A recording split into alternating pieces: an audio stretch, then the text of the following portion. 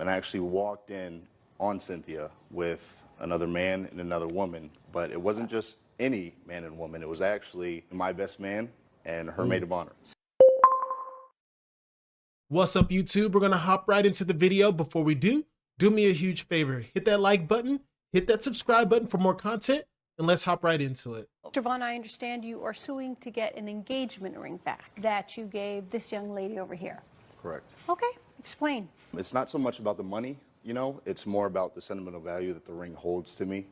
My grandfather actually gave that to my grandma, so it's very near and dear to my heart. You know what I mean? I had the ring actually appraised at 12.5, so. Wow, must be beautiful. So explain to me what happened. About a month before our actual wedding, one of our friends had a wedding that we went to. We have, you know, very tight-knit friends.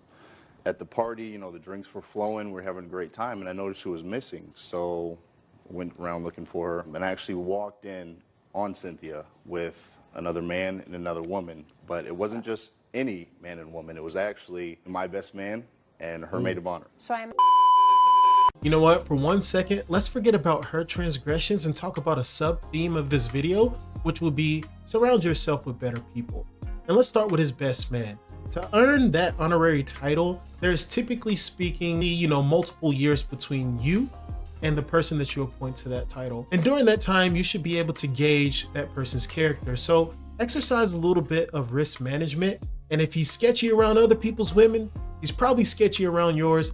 And that's not somebody that you want to keep in your circle. Make no mistake, that is the best man's fault. But exercise some proper risk management. Now let's go to the maid of honor. If you're dating someone to the point that you're about to get married, especially if you're a month away from getting married, you should be heavily vetting every single person your girl is spending time with. Now, that doesn't mean tell her who she can and cannot hang out with, but if she's hanging out with Becky from the streets, typically speaking, this is very important, typically speaking, the people that surround her is going to follow suit as well, which includes the person that you're going to marry. Meaning, if you know that she got a bunch of thotty thoughts as friends, you should never be considering marrying that girl in the first place. And with that proper vetting, look at that, you got 2 for 1. You wouldn't have a shady best man, you wouldn't have to put up with some sketchy friends, and you wouldn't have to put up with a woman that is clearly for the streets. Fellas, we got to exercise a little bit of risk management with the people that we surround ourselves with. And it's not that hard to do. You just let people talk. Listen, you don't even have to say much. Just let people talk. They'll give themselves away, I guarantee it. And the fact that you have the bride, the maid of honor, and the best man together a month before the wedding doing some scandalous stuff, my brain automatically turns to a conspiracy theory. But let's see if I'm right. Let's get into the video and I'll comment on it regardless. I imagine you were shocked. Completely. Okay, and what happened after that? So, you know, I kind of thought in my head maybe we could work it out. It's just Really? one of those things, yeah. You know, Okay. I do Brother. So prefer- you wanted to he work started it out. screaming and went crazy. Screaming Yes, like he went crazy. It was, Your Honor, he's making it seem like it's a way bigger thing than it was. Oh my goodness, what did he do? Tell me. Well, it was completely different. Your Honor, yes, we were at this wedding. Everyone was very drunk.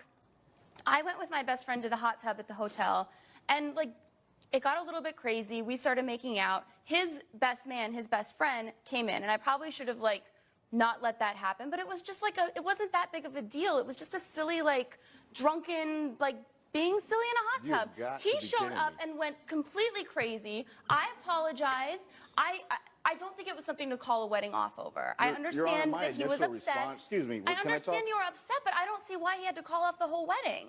I didn't want to call off the wedding. How did you react, or how did you feel when you saw your fiance and he walked in on you with your friend and his best friend?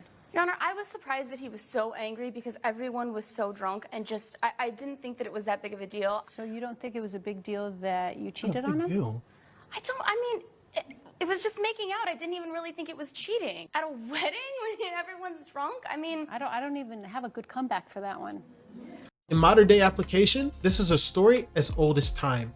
Women, especially in the West, display traits of having a hard time of taking accountability for their actions. This lady specifically, not only is she not taking accountability, but what she's doing is manipulating the situation and at the same time being annoying, crass, and following up and fortifying with logic that just doesn't make sense. Alcohol is not an excuse to go out, cheat on your partner, and be in a situation remotely close to this. However, I do want to loop back about surrounding yourself with better people.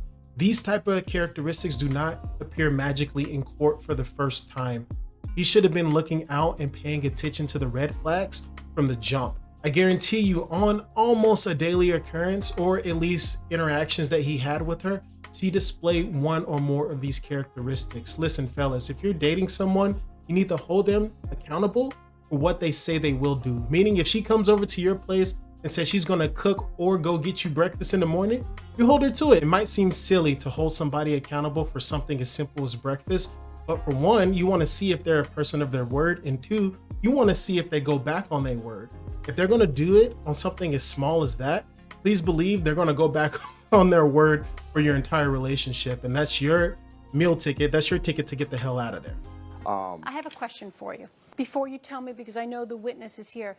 So you broke up with her, you Correct. gave her 3 days to leave the Correct. apartment. Did she leave reluctantly, or was she like, whatever, I'm Oh, leaving? yeah, no, she just picked up and left. There was nothing to her. I thought that maybe if you had a little bit of time to cool off and let this blow over, that it would be okay, and we can talk about this and work it out. All right, did you ask for the ring back? Yes, And she said no. correct. Very Your Honor, politely in the as state well. of California, the law states that this is an unconditional gift. Okay. So I'm entitled to the ring. Did you think it was morally appropriate for you to keep that ring? I did. Why? I was heartbroken. Why Your do you Honor, deserve that ring? because I'm still ready to get married. It was But given he to doesn't me. want to marry you. It was given to me as a gift, and I It was accepted given that to you gift. as a gift that you were going to be faithful and you were going to honor him for the rest of your life. I'm Facts. still ready to make that commitment. I don't think you understand what that commitment is. So then anyway, how many times did you try asking for it back? So many. I reached out to her via email, sent her text messages. She wouldn't say, sorry, I'm keeping it, it's mine. Nothing. I'm going to stay to I would California, have it's wished mine. she would have even said that. I got no response Nothing. at all. She just ignored you. Correct. You were really trying to work things out, weren't you? Yes, I wanted him to cool off. How long did you try to get the ring back? No, I mean, up until just about now, It was about 3 months ago, Your Honor. So no response for 3 nothing. months? Nothing, Okay. Your Honor. All right, so then you find this friend that you have in common or mutual on your online personal accounts, Correct. and what happened? So I remember his name was Adam Vincent. So I went up into a little search thing and found his name. And I remembered his profile picture, so I pulled it up and I looked at him and I just said, hey, I'm just a little curious. Like, how do you know Cynthia Bennett? And it definitely struck a nerve. I asked him, I said, hey, would you be opposed to going and grabbing a drink? Let's just go down to the bar and grab a drink and talk about this. It's a little bit more personal. So me and Adam went and we had a drink. And I mean, that was just the last straw. That's when I decided that I'm Adam, why coming don't to you court. stand up and tell me, do you know the witness, Miss Bennett? Yes, Your Honor, I do. You do, okay. Hello, Your You Honor. intimately know the witness? Yeah, I can't believe that he's here today. This is, I bet you can't. yes. Okay. From All right, several so- year ago, I know So, the witness. Mr. She Vincent, belongs to the why what? don't you tell me what you shared with Mr. Vaughn? Well, so Cynthia is my former, and fiance. Oh, fiance, you were Yes. engaged Yeah, to we her? were engaged as well, 7 years ago. So Okay. this is far, far back. We met our mid-20s. Great time. She's a great girl, likes to party. She's very spoiled. I spent a lot of money on her. We traveled, Spoiled. of Oh, I'm course, shocked. I eventually, like I said, I proposed to her. She accepted the proposal. We were getting ready for our marriage. I'm a finance banker, work long hours, long shifts. How do you get these guys? What is it about you get these two good-looking professional guys? Yeah, tell Okay, me go about ahead. it. But, I'm so confused. Yeah, I'm confused too, ma'am. So But, then what happened? So you proposed? I come home, literally, I kid you not.